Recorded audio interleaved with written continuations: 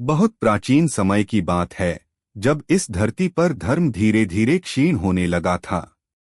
मनुष्य का मन भोग, स्वार्थ और अहंकार में उलझ गया था।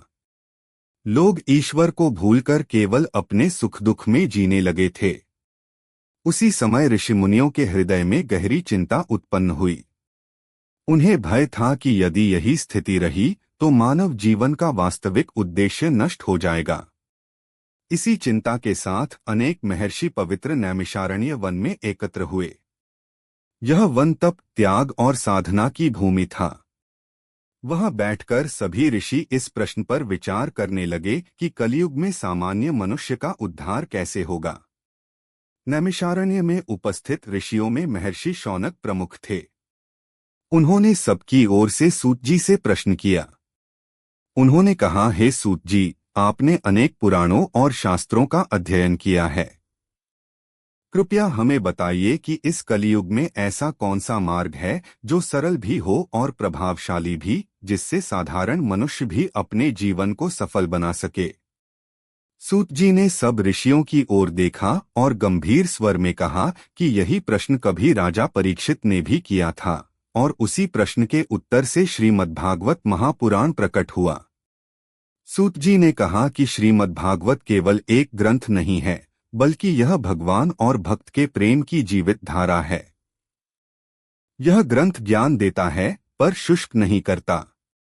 यह वैराग्य सिखाता है, पर जीवन से दूर नहीं ले जाता। यह भक्ति का ऐसा मार्ग बताता है जिसमें भय नहीं, केवल प्रेम है। सूत जी ने कथा आरंभ करते हुए राजा परीक्षित की कहानी सुनानी शुरू की। हस्तिनापुर के महान राजा परीक्षित पांडव वंश के तेजस्वी और धर्मप्रिय राजा थे। वे अर्जुन के पौत्र थे। उनका शासन न्यायपूर्ण था और प्रजा उन्हें आदर से देखती थी। एक दिन वे शिकार के लिए वन में गए। शिकार करते करते वे बहुत थक गए और उन्हें तीव्र प्यास लग गई। वे जल की खोज में इधर उधर भटकने लगे। तभी उन्हें एक आश्रम दिखाई दिया, जहां एक ऋषि ध्यान में लीन बैठे थे। वे थे ऋषि शमीक। राजा ने उनसे जल मांगा, पर ऋषि ध्यान में इतने मग्न थे कि उन्हें सुन न सके। राजा उस समय थकान और प्यास से व्याकुल थे। उनके मन में क्षणिक क्रोध उत्पन्न हुआ। उन्होंने सोचा कि एक राजा के अनुरोध की उपेक्षा की जा रही है। उसी आवेग में उन्होंने पास पड़ी एक मृत सर्प को उठाया और ऋषि के गले में डाल दिया। यह कार्य उन्होंने अज्ञान और अहंकार में किया। कुछ समय बाद राजा वहां से चले गए, पर उनका यह कर्म समय के गर्भ में एक बड़ी घटना का कारण बनने वाला था। कुछ देर बाद ऋषि शमीक के पुत्र श्रृंगी वहां आए। उन्होंने अपने पिता के गले में मृत सर्प देखा। वे क्रोध से भर गए।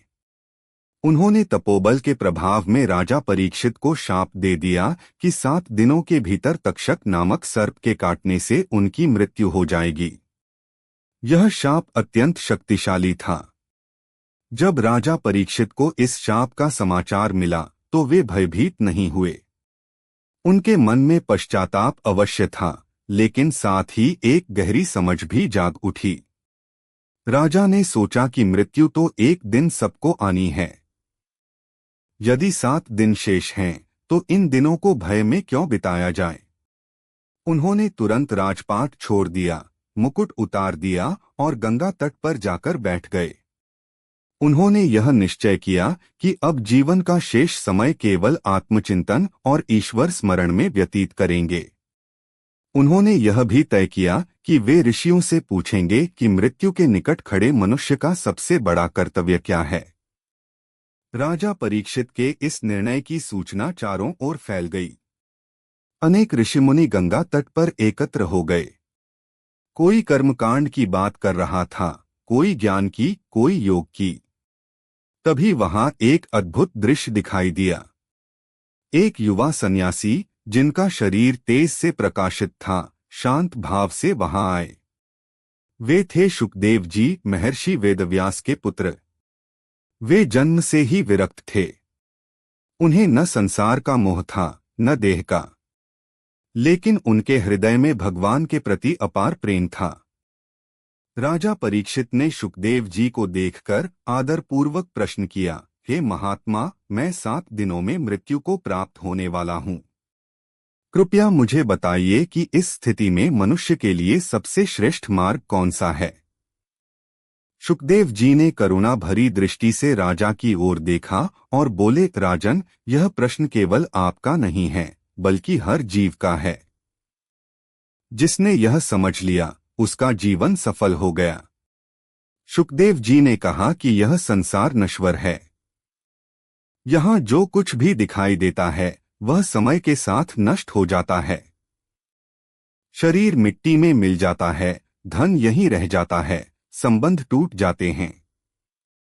केवल आत्मा सत्य है और आत्मा का स्वभाव भगवान की ओर जाना है। जब तक मनुष्य इस सत्य को नहीं समझता, तब तक वह दुहक के चक्र में घूमता रहता है। उन्होंने बताया कि भगवान केवल मंदिरों में नहीं रहते, बल्कि हर जीव के हृदय में वास करते हैं। समस्या यह है कि मनुष्य बाहर खोजता है, भीतर नहीं। भागवत हमें भीतर की यात्रा कराता है। यह सिखाता है कि भगवान का स्मरण भय से नहीं, प्रेम से होना चाहिए। शुकदेव जी ने सृष्टि की उत्पत्ति का वर्णन किया। उन्होंने कहा कि प्रारंभ में केवल नारायण थे। उनकी इच्छा से प्रकृति में हलचल हुई। त्रिगुण प्रकट हुए, सत्व, रज और तम। इन्हीं गुणों के प्रभाव से जीव कर्म करता है और कर्म के अनुसार फल भोगता है। जो रज और तम में डूबा रहता है, वह बंधन में पड़ता है। जो सत्व में रहता है, वह शुद्ध होता है। लेकिन जो सत्व से भी ऊपर उठकर भक्ति में लीन हो जाता है, वही मुक्त होता है। उन्होंने यह भी समझाया कि मनुष्य क्यों बार बार दुखी होता है, क्योंकि वह स्वयं को शरीर मान लेता है। जब शरीर को ही सब कुछ मान लिया जाता है, तब सुख दुख, लाभ हानि, मान अपमान सब भारी लगने लगते हैं। भागवत सिखाता है कि तुम शरीर नहीं, आत्मा हो। जब यह समझ आ जाती है, तब जीवन हल्का हो जाता है। शुकदेव जी ने नारद जी की कथा सुनाई। उन्होंने बताया कि पूर्व जन्म में नारद जी एक साधारण दासी के पुत्र थे। वे संतों की सेवा करते थे। संतों की वाणी, उनका आचरण और उनकी भक्ति ने उस बालक के हृदय में गहरा प्रभाव डाला। अगले जन्म में वही बालक देवर्षि नारद बने। इससे यह सिद्ध होता है कि भक्ति किसी ऊंचे कुल या विद्या की मोहताज नहीं है। राजा परीक्षित पूरे मन से कथा सुनते रहे। उनके चेहरे पर शांति थी। मृत्यु का भय उनके मन से समाप्त हो चुका था। उनके लिए अब 7 दिन बोझ नहीं, बल्कि सौभाग्य बन चुके थे। शुकदेव जी ने उन्हें बताया कि मृत्यु अंत नहीं है। यह केवल देह का परिवर्तन है। जो जीवन भर भगवान का स्मरण करता है, उसके लिए मृत्यु भी उत्सव बन जाती है। सूत जी ने नैमिषारण्य में बैठे ऋषियों से कहा कि यही श्रीमद्भागवत का पहला संदेश है। यह ग्रंथ मनुष्य को डराता नहीं, बल्कि समझ देता है। यह संसार से भागना नहीं सिखाता, बल्कि संसार में रहते हुए आसक्ति छोड़ना सिखाता है। जो इसे हृदय से सुनता है, उसका जीवन धीरे धीरे बदलने लगता है। भागवत का पहला भाग हमें यह सिखाता है कि कलयुग में कठिन तप और बड़े यज्ञ संभव नहीं हैं, लेकिन नाम स्मरण, कथा श्रवण और सेवा हर व्यक्ति कर सकता है। यही सबसे सरल और श्रेष्ठ मार्ग है। जो व्यक्ति राजा परीक्षित की तरह मृत्यु को भी भक्ति का अवसर बना लेता है, वही वास्तव में जीवन का रहस्य समझ लेता है। यह भाग यहीं समाप्त नहीं होता, बल्कि आगे भगवान की लीलाओं का द्वार खोलता है। यह केवल शुरुआत है, हृदय को तैयार करने की। आगे की कथा में भगवान के अवतार, भक्तों की परीक्षा और प्रेम की गहराई प्रकट होगी। शुकदेव जी की वाणी गंगा की धारा की तरह बह रही थी। राजा परीक्षित तट पर कुशा के आसन पर बैठे थे। उनका शरीर स्थिर था, मन एकाग्र था और हृदय पूरी तरह खुल चुका था। अब वे केवल राजा नहीं थे, वे एक जिज्ञासु आत्मा बन चुके थे। शुकदेव जी ने आगे कहना शुरू किया कि अब वह ज्ञान सुनाया जाएगा जो केवल कानों से नहीं, हृदय से सुना जाता है। यही श्रीमद्भागवत महापुराण का वास्तविक उद्देश्य है। शुकदेव जी ने बताया कि सृष्टि का रहस्य केवल यह जानने में नहीं है कि संसार कैसे बना, बल्कि यह समझने में है कि हम इसमें क्यों आए। हर जीव अपने कर्मों के कारण जन्म लेता है। कोई सुख भोगने आता है, कोई दुख चुकाने, कोई सीखने और कोई सिखाने। लेकिन अधिकांश मनुष्य अपने जीवन को केवल खाने, कमाने और भोगने में बिता देते हैं। भागवत कहता है कि ऐसा जीवन पशु जीवन से अधिक नहीं है, क्योंकि उसमें आत्मा की खोज नहीं होती। उन्होंने कहा कि जब तक मनुष्य अपने आप को शरीर मानता है, तब तक वह भय में रहता है। बीमारी का भय, बुढ़ापे का भय, मृत्यु का भय। लेकिन जिस दिन वह समझ लेता है कि वह आत्मा है, उसी दिन भय का अंत हो जाता है। आत्मा न जन्म लेती है, न मरती है। वह केवल शरीर बदलती है, जैसे मनुष्य पुराने वस्त्र छोड़कर नए वस्त्र धारण करता है। राजा परीक्षित ने यह सुनकर पूछा कि यदि आत्मा अमर है, तो फिर मनुष्य दुखी क्यों होता है? शुकदेव जी ने उत्तर दिया कि दुख आत्मा को नहीं, अहंकार को होता है। अहंकार कहता है, मैं शरीर हूं, यह मेरा है, वह मेरा है। जब कुछ छिनता है, तब पीड़ा होती है। भागवत सिखाता है कि मेरा छोड़ो और तेरा स्वीकार करो। जब सब कुछ भगवान का मान लिया जाता है, तब हानि भी स्वीकार्य हो जाती है। शुकदेव जी ने सृष्टि के विस्तार का वर्णन करते हुए बताया कि कैसे ब्रह्मा जी ने चारों वेदों की रचना की, कैसे मनु ने मानव जाति को धर्म का मार्ग दिखाया और कैसे समय के साथ युग बदले। सतयुग में धर्म 4 चरणों में था, त्रेता में 3, द्वापर में 2 और कलियुग में केवल 1। इसी कारण कलियुग में मनुष्य कमजोर, चंचल और भ्रमित है। लेकिन यही कलियुग की विशेषता भी है, क्योंकि यहाँ थोड़ी सी भक्ति से भी बड़ा फल मिल जाता है। उन्होंने कहा कि कलियुग में भगवान ने स्वयं को नाम में छुपा दिया है। अब भगवान को पाने के लिए कठिन तप नहीं, केवल सच्चे मन से नाम लेना ही पर्याप्त है। जो व्यक्ति श्रद्धा से कथा सुनता है, वही धीरे धीरे अपने भीतर परिवर्तन अनुभव करता है। भागवत कथा सुनना भी एक साधना है, क्योंकि यह मन को शुद्ध करती है। शुकदेव जी ने आगे बताया कि मनुष्य का सबसे बड़ा शत्रु उसका मन है।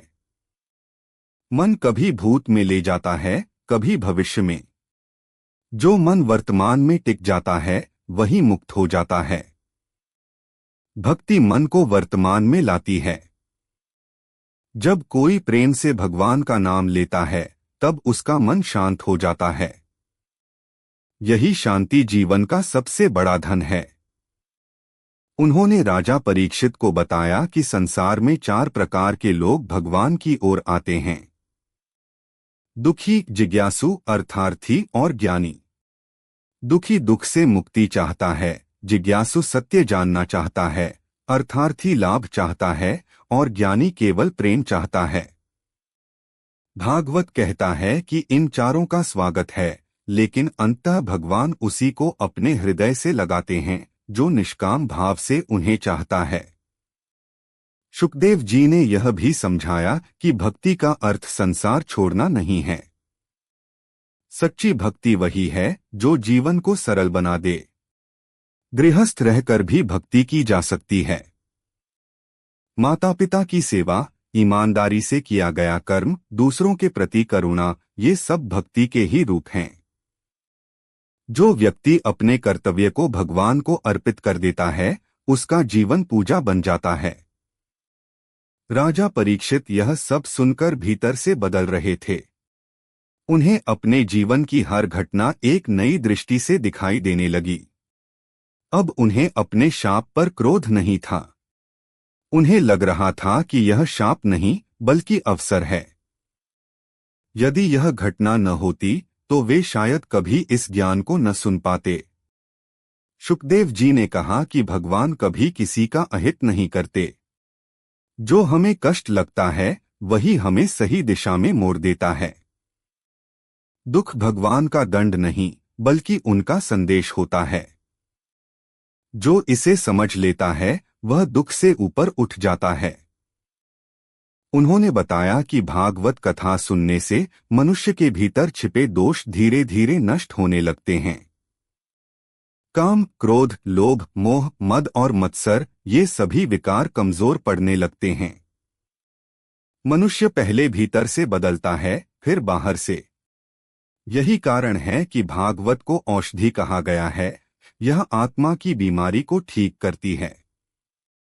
राजा परीक्षित अब पूरी तरह कथा में डूब चुके थे। उनके लिए समय का अस्तित्व समाप्त हो चुका था। 7 दिन उन्हें 7 क्षण जैसे लगने लगे थे। उनके मन में अब केवल एक ही इच्छा थी, भगवान के चरणों में स्थान।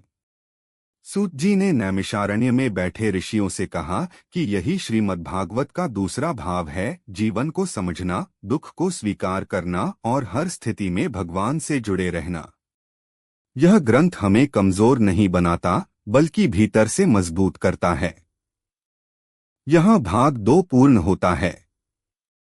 आगे की कथा में सृष्टि की और गहराई, भक्तों के उदाहरण और भगवान की लीलाओं का विस्तार आएगा, जिससे भक्ति केवल विचार नहीं अनुभव बन जाएगी। शुकदेव जी की कथा अब और गहरी हो चली थी। गंगा का प्रवाह शांत था, पक्षियों की आवाज धीमी पड़ गई थी, जैसे प्रकृति भी ध्यान से सुन रही हो। राजा परीक्षित अब केवल श्रोता नहीं रहे थे, वे भीतर से एक साधक बन चुके थे। शुकदेव जी ने आगे कहा कि अब भगवान की लीलाओं का वह ज्ञान बताया जाएगा जो हृदय में प्रेम जगाता है और अहंकार को धीरे धीरे गलाकर समाप्त कर देता है। यही श्रीमद्भागवत महापुराण का सबसे मधुर पक्ष है। शुकदेव जी ने कहा कि भगवान केवल सृष्टि के रचयिता ही नहीं हैं, वे पालनकर्ता भी हैं। जब जब धरती पर धर्म कमजोर होता है और अधर्म बढ़ता है, तब भगवान किसी न किसी रूप में प्रकट होते हैं। वे केवल दुष्टों का नाश करने नहीं आते बल्कि भक्तों को आश्रय देने आते हैं। भगवान का हृदय भक्त के प्रेम से बंधा होता है। वे शक्ति से नहीं, भाव से वश में होते हैं। उन्होंने बताया कि संसार में 2 प्रकार के लोग होते हैं। एक वे जो भगवान को अपने स्वार्थ के लिए याद करते हैं और दूसरे वे जो भगवान को केवल प्रेम के लिए याद करते हैं। भागवत कहता है कि भगवान दोनों को स्वीकार करते हैं, लेकिन जो प्रेम से जुड़ता है वही भगवान के सबसे निकट होता है। प्रेम में कोई मांग नहीं होती, केवल समर्पण होता है। शुकदेव जी ने प्रहलाद की कथा का संकेत दिया। उन्होंने बताया कि कैसे एक बालक ने अपने पिता के अत्याचार सहते हुए भी भगवान का नाम नहीं छोड़ा। उसके लिए भगवान कोई मूर्ति नहीं थे बल्कि उसके प्राण थे। यह कथा यह सिखाती है कि भक्ति उम्र, बल या परिस्थिति की मोहताज नहीं होती। जहां विश्वास होता है वहीं भगवान प्रकट हो जाते हैं। उन्होंने यह भी समझाया कि भगवान की लीला को साधारण बुद्धि से नहीं समझा जा सकता। जो व्यक्ति भगवान को केवल तर्क से समझना चाहता है वह उलझ जाता है, लेकिन जो सरल मन से स्वीकार करता है उसके लिए सब स्पष्ट हो जाता है। भागवत का मार्ग बुद्धि का नहीं, हृदय का मार्ग है। शुकदेव जी ने कहा कि जीवात्मा और परमात्मा का संबंध बहुत पुराना है। जीव भटकता रहता है, जन्म लेता है, मरता है, सुख-दुख भोगता है। परमात्मा साक्षी बनकर उसके साथ रहता है। जब जीव थक जाता है और शरण में आता है, तब परमात्मा उसे अपने पास खींच लेते हैं। यही मोक्ष है। मोक्ष का अर्थ मरना नहीं बल्कि बंधन से मुक्त होना है। उन्होंने बताया कि मनुष्य सबसे अधिक दुख तब पाता है जब वह दूसरों से तुलना करता है। कोई धन में आगे है, कोई रूप में, कोई पद में। तुलना से ईर्ष्या जन्म लेती है और ईर्ष्या से शांति नष्ट होती है। भागवत सिखाता है कि जो मिला है वही प्रसाद है। जब मनुष्य प्रसाद भाव से जीने लगता है तब जीवन बोझ नहीं रहता। शुकदेव जी ने यह भी कहा कि सेवा भक्ति का सबसे सरल रूप है। जो व्यक्ति किसी की पीड़ा कम करता है वह अनजाने में भगवान की सेवा करता है। भगवान को फूल, फल और मंत्र से अधिक प्रिय करुणा है। जो करुणा से भरा है वही सच्चा भक्त है। राजा परीक्षित यह सब सुनकर भावविभोर हो उठे। उनके नेत्रों से अश्रु बहने लगे, लेकिन यह दुख के नहीं, शांति के आंसू थे। उन्हें लग रहा था कि जीवन में पहली बार वे सचमुच जी रहे हैं। अब उन्हें मृत्यु से कोई भय नहीं था। उनके लिए मृत्यु केवल एक द्वार बन चुकी थी, जिसके पार भगवान की गोद थी। शुकदेव जी ने अंत में कहा कि भागवत का सार बहुत सरल है। भगवान से प्रेम करो, अहंकार छोड़ो, कर्तव्य निभाओ और जो मिले उसे स्वीकार करो। यही जीवन का रहस्य है। जो इस रहस्य को समझ लेता है वह संसार में रहते हुए भी मुक्त हो जाता है। उधर नैमिषारण्य में सूत जी ने कथा को विराम देते हुए ऋषियों से कहा कि यही भागवत का तीसरा और सबसे गहरा संदेश है। यह ग्रंथ हमें बदलने नहीं बल्कि हमें हमारा वास्तविक स्वरूप याद दिलाने आता है। जब मनुष्य अपने भीतर झांक लेता है तब बाहर सब अपने आप ठीक हो जाता है। राजा परीक्षित की कथा हमें यह सिखाती है कि मृत्यु अंत नहीं है। भय अज्ञान से पैदा होता है और ज्ञान प्रेम से। जिसने प्रेम को पा लिया उसने सब कुछ पा लिया। भागवत केवल सुनने की कथा नहीं है, यह जीने की कला है। इसी भाव के साथ भाग 3 पूर्ण होता है। अब यह कथा केवल शब्द नहीं रह जाती बल्कि साधक के हृदय में उतरकर उसका जीवन बदलने लगती है। जो इसे समझ ले उसके लिए संसार भी साधना बन जाता है और मृत्यु भी उत्सव।